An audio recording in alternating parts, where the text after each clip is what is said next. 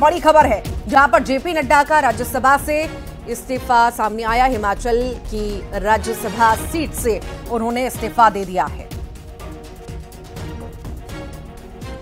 JP Nadda का राज्यसभा से इस्तीफा, ये बड़ी जानकारी इस वक्त आपको दे रहे हैं। दिल्ली से ये बड़ी खबर आपको बता रहे हैं।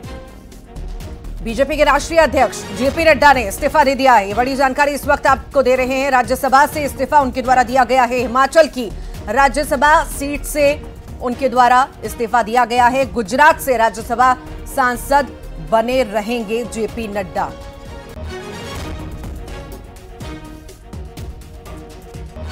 बड़ी खबर का जिक्र कर रहे हैं जहां पर जेपी नड्डा ने राज्यसभा से इस्तीफा दे दिया है। आगे बढ़ते हैं और जिक्र अब बिलासपुर का करते हैं। आरोपी का जुलूस निकाला गया है। तस्वीरें आपको दिखाते हैं। चाकूबाजी के खिलाफ बिलासपुर में यह एक्शन लिया गया है। पुलिस की बड़ी कार्रवाई देखने को मिली है। संदिग्ध को पुलिस ने गिरफ्तार किया।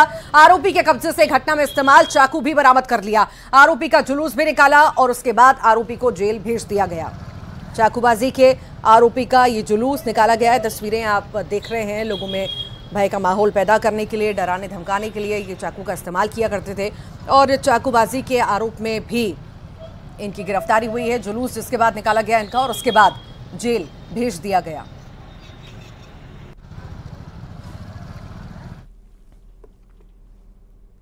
सीएम विष्णुदेव साय राजिम पहुंचे और जहां महानदी की आरती में भी वो शामिल हुए। इस दौरान कथावाचक प्रदीप मिश्रा भी वहां पर मौजूद रहे। तस्वीरें आपको दिखाते हैं। बेहद ही खास यहां की तस्वीरें सामने आई हैं। महानदी की महाआरती में शामिल होने के लिए मुख्यमंत्री विष्णुदेव साय पहुंचे। ये तस्वीरें आप देख रहे हैं। कथावाचक प्रदीप मिश्रा भी इस दौरान मौजूद रहे और आरती करते हुए सीएम साय नजर आए।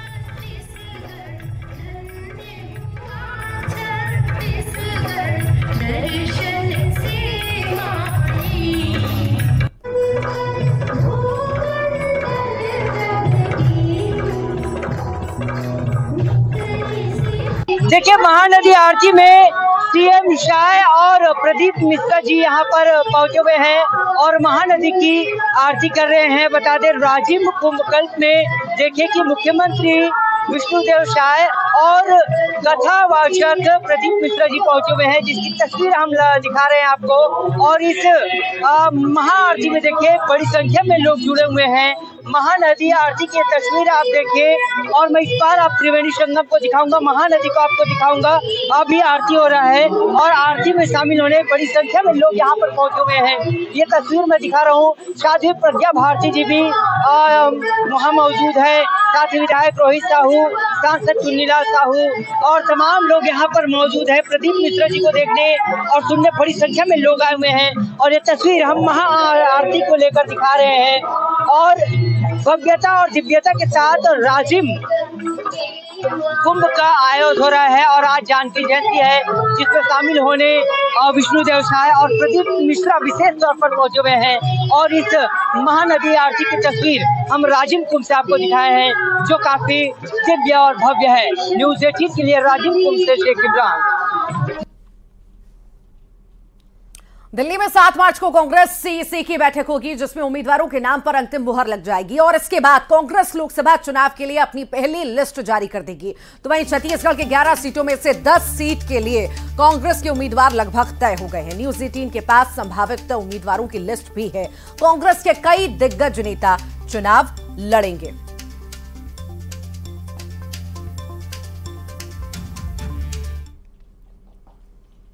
छत्तीसगढ़ में कांग्रेस ने जिन 10 लोकसभा सीटों पर नाम तय किए हैं, उन सीटों और उन पर संभावित नामों की लिस्ट न्यूज़ 18 के पास है। आइए जानते हैं किस लोकसभा सीट पर पार्टी किसे उम्मीदवार बना सकती है। आपको दिखाते हैं तस्वीर, नाम भी दिखाते हैं, ग्राफिक्स के जरिए समझाने का प्रयास करते हैं। कांग्रेस के संभावित उम्मीदवार देखिए, राजनांदगांव से भूपेश बघेल मैदान में हो सकते हैं। दुर्ग का जिक्र करें तो यहां से ताम्रध्वज साहू, रायपुर से विकास उपाध्याय, महासमुंद का अगर बात करें तो धनेन्द्र साहू यहां से उम्मीदवार होंगे। जांजगीर से शिव डहरिया, कोरबा से ज्योत्सना महंत, बस्तर से हरीश लखमा या दीपक बैज हो सकते हैं। कांकेर से बीरेश ठाकुर या अनिला भेड़िया हो सकती हैं। यहां पर अभी चर्चा चल रही है। सरगुजा का जिक्र करें शशि सिंह, रायगढ़ से लालजीत सिंह। तो ये वो नाम है, संभावित नाम है जो लिस्ट में आ सकते हैं।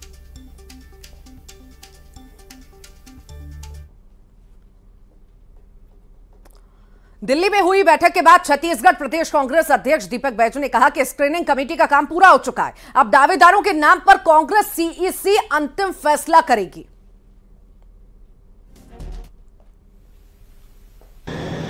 स्क्रीनिंग कमेटी का बैठक हुई है और सभी 11 सीटों पे 1-to-1 चर्चा हुआ है, सभी डिस्कस हुआ है। संभवतः अच्छा डिस्कस हुआ है। अब इंतजार है सीएससी का। जब सीएससी होगा तो हमारे पूरे नाम लगभग क्लियर हो जाएंगे। आपने मतलब स्क्रीनिंग कमेटी का काम पूरा हो गया? हम लोग का स्क्रीनिंग कमेटी का पूरा काम हो गया। अब बाकी है सीएससी का। सीईसी कब संभावित है सर? अब तो एआईसीसी को तय करना है। छत्तीसगढ़ में लोकसभा चुनाव के लिए सभी सीटों पर उम्मीदवारों का ऐलान होने के बाद अब रणनीति पर मंथन हो रहा है और इसी क्रम में रायपुर में बीजेपी संयुक्त मोर्चा की बैठक भी हुई है, जिसमें लोकसभा चुनाव की रणनीति पर मंथन हुआ।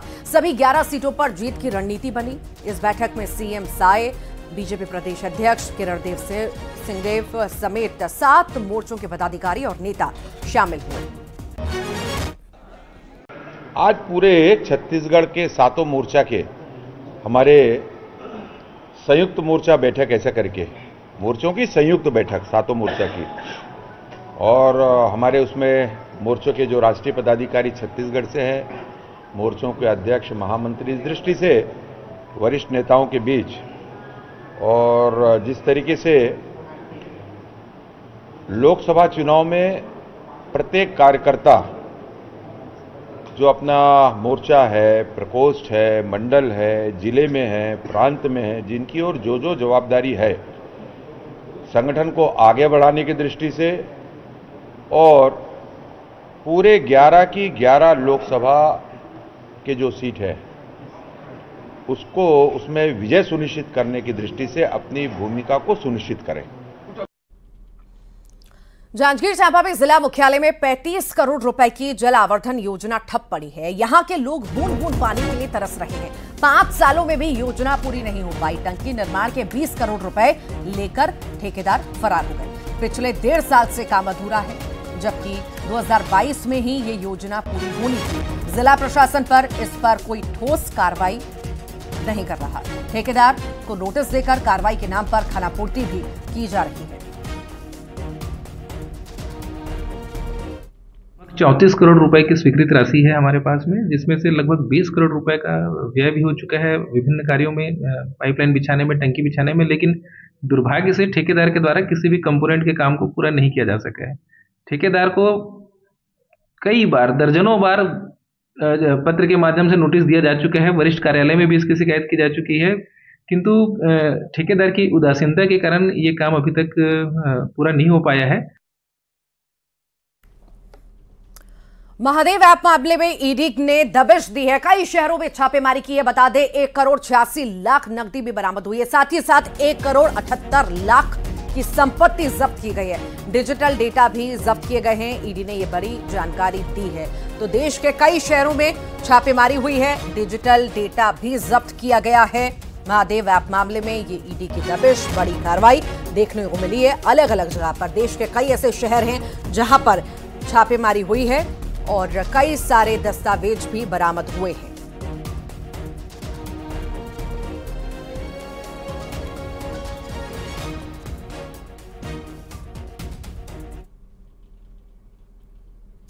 कांकेर का जिक्र करते हैं। शहीद जवान को नम आंखों से लोगों ने अंतिम विदाई दी। पैतृक गांव में शहीद का अंतिम संस्कार किया गया और इसी दौरान बड़ी संख्या में लोग मौजूद थे। कल मुठभेड़ में जवान रमेश कुरेठी शहीद हो गए थे और अब पंच तत्व में विलीन हो गए हैं। शहीद रमेश, उन्हें सभी नम आंखों से सभी ने उन्हें विदाई दी।